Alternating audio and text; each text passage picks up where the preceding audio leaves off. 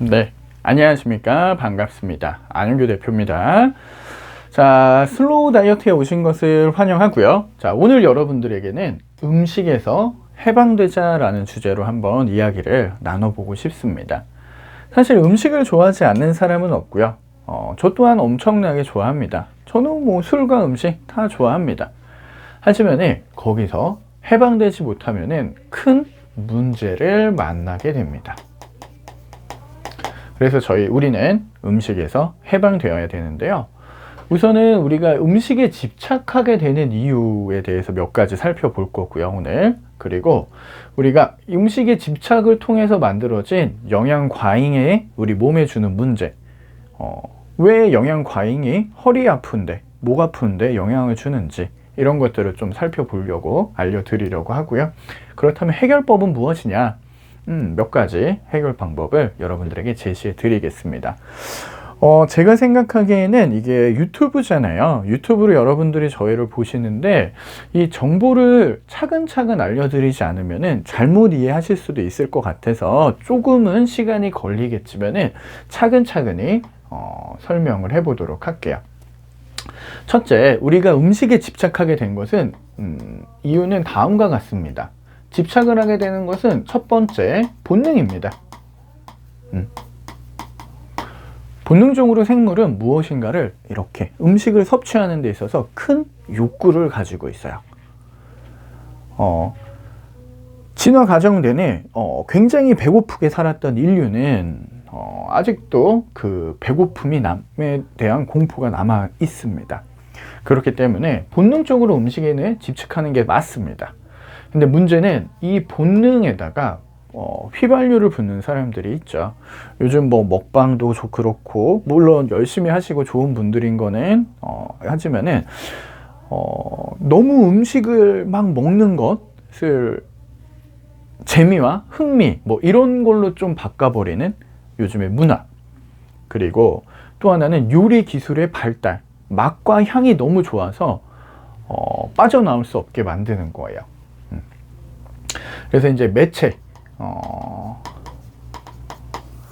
다양한 매체에서 여러분들도 모르게 세뇌를 당하고 있어요. 셰프가 나오는 프로그램, 요리를 하는 프로그램, 음식을 만드는 프로그램 등등을 통해서 맛있는 걸 계속 보게 되고 저런 걸 이렇게 먹는 것을 학습하게 되고 뭐 어마어마한 양의 음식을 통째로 먹는 거, 막 라면을 20개씩 먹어버리고 저래도 괜찮네 이런 것들을 보게 되는 거죠. 그러다 보니까는 나도 모르게 세뇌당하고 있는 것. 그리고 또 하나는 음식이 음식을 먹는다 라고 표현을 하고 싶어요. 음식이 음식을 먹는다라는 것은 무엇이냐면은 우리 사람 몸은 내가 행동하는 대로 세팅되게 돼 있어요.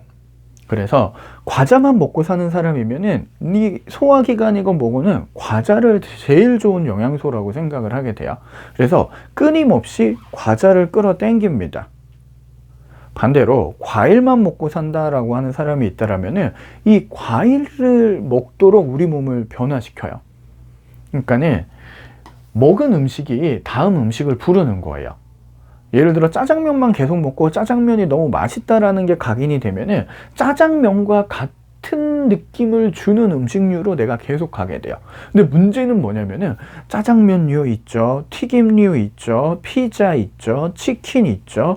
이러한 쪽으로 맛있어, 이것도 맛있어, 이것도 맛있어 라고 하니까 맛있는 게 너무 많아지는 거죠. 그래서 결국은 음식이 음식을 부르는데 여기엔 좀 놀라운 비밀이 있어요. 이렇게 소화기관이 세팅이 돼버려면은 그 음식이 정말로 땡깁니다. 달고 짜고 자극적인 거, 매운 게 한번 익숙해지면은 그런 거를 계속 채워주지 않으면은 뭔가 계속 마음속에 허전함이 남게 돼요. 근데 그게 우리 몸이 생리학적으로 아예 그렇게 변신하기 때문이에요. 내 의지의 문제가 아닌 거죠. 그렇기 때문에 이렇게 내가 음식에 집착하는 이유는 나의 어떤 영역을 넘어서는 부분이에요. 그러니까 나는 혼자인데 본능을 갖고 있는 나는 하나인데 이런 매체들이 나를 공격하는 것들은 어마어마하게 많은 상황인 거예요, 현재. 그리고 이런 음식들도 뒤에서 막 맛있는 음식들이 한꺼번에 나를 이렇게 공격을 하고 있잖아요. 그렇죠. 근데 그거를 나 혼자서 버텨낸다? 쉽지 않죠. 그렇기 때문에 지는 거예요. 혼자 하면은. 그래서 슬로우 다이어트는 함께 하는 다이어트거든요. 그러면 부담되고 걱정되고 그럴 필요는 또 없어요. 근데 정말 내가 좀 음식에서 해방되고 싶다라면은 저희 카페로 오셔서 같이 공부하셔야 돼요. 이런 걸 알아야지 내가 대처를 할 수 있어요. 모르니까 당하시는 거라고 저는 생각을 해서 교육을 하고 있고요. 제가 그 다음번으로 여러분들이 두 번째 챕터에서 좀 알아두셨으면 좋은 내용은 음식 과잉의 문제점이에요. 뭐든지 많으면 좋지 않죠. 심지어 사랑하는 연인이 있어요. 근데 남자친구가 이 여자친구를 항상 쫓아다녀요. 예, 물론 만날 땐 좋은데 24시간 떨어지지 않으려고 하고요. 내가 여자친구가 다른 여자친구들이랑 놀 때도 멀리서 지켜보고 있어요. 스토킹이라고 하죠.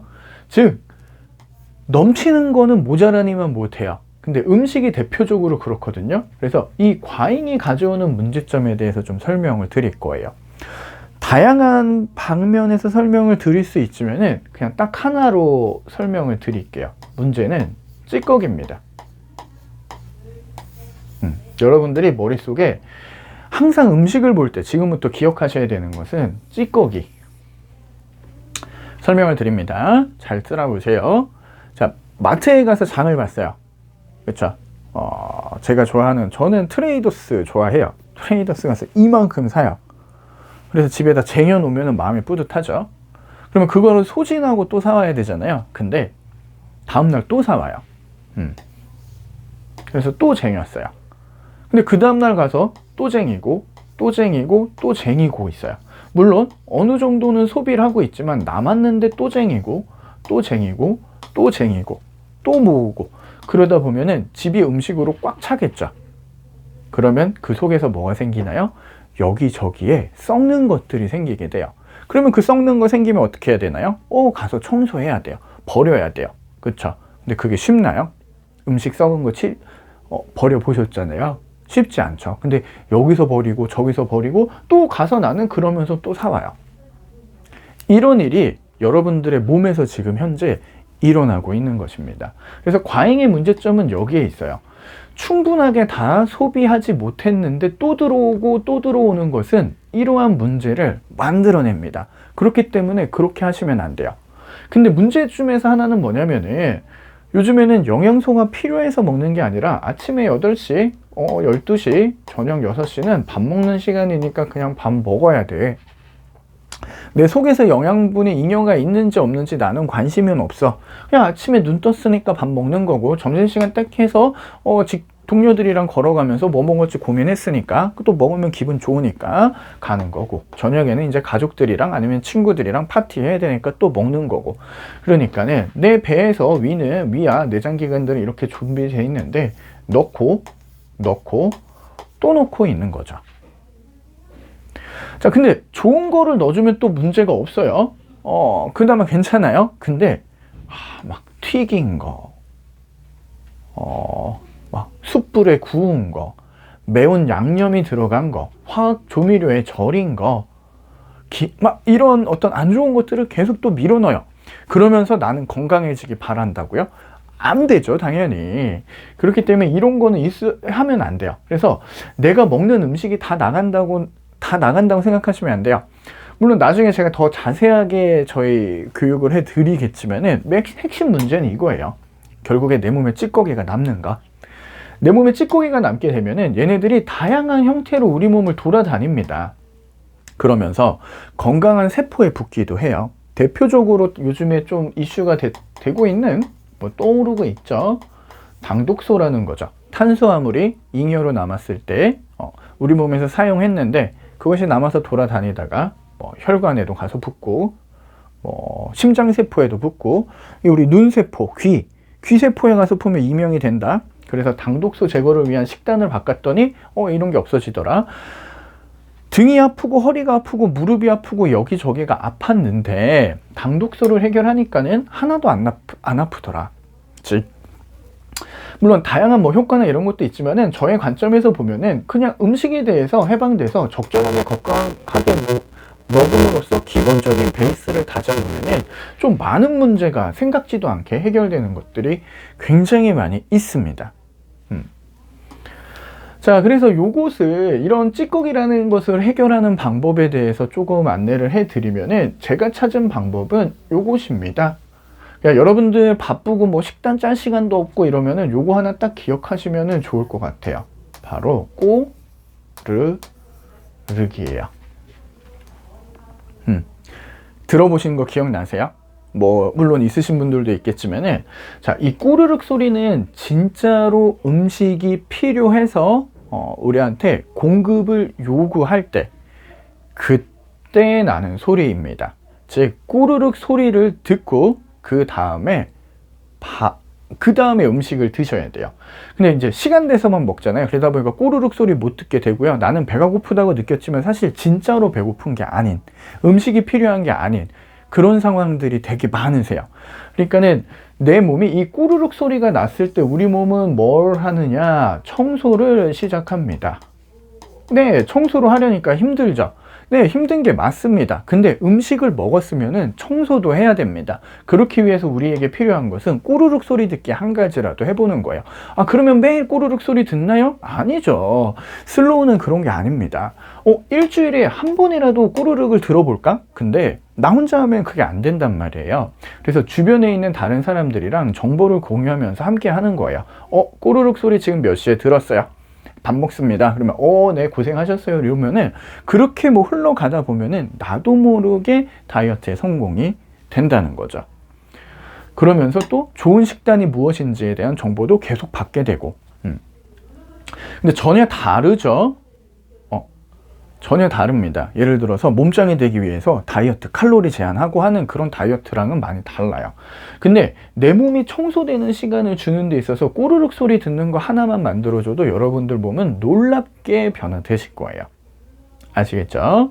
자, 그래서 오늘 여러분들에게서는 이렇게 세 가지 방법에 대해서 좀 설명을 드려봤어요. 어떠신가요? 도움이 되셨나요? 아마 도움이 정말 많이 되실 거예요.